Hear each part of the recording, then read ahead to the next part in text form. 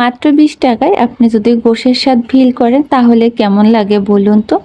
যারা সয়া বড়ি কখনো পছন্দ করেন না বা খান না তারাও একবার এইভাবে রান্না করে খেয়ে দেখবেন।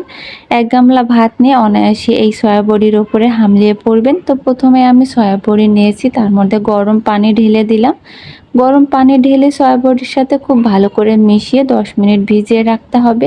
তো 10 মিনিট পরে সয়া বড়িগুলো খুব ভালো করে ভিজিয়ে গেছে, আর দেখেন অনেকটা কিন্তু মোটাও হয়ে গেছে।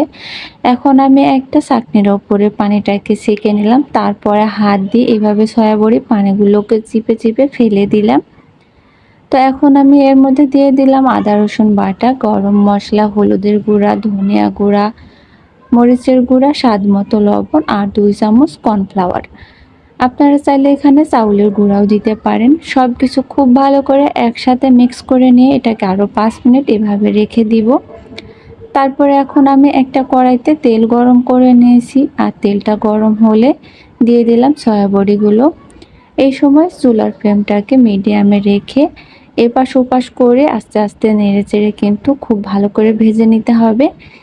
এভাবে একবার আপনারা সয়া বড়ি রান্না করে খেয়ে দেখবেন, গরম ভাতের সাথে বা এমনিও আপনি স্ন্যাক্স হিসাবে খেয়ে নিতে পারেন। এটা খেতে কিন্তু দারুণ সুস্বাদু আর মজাদার।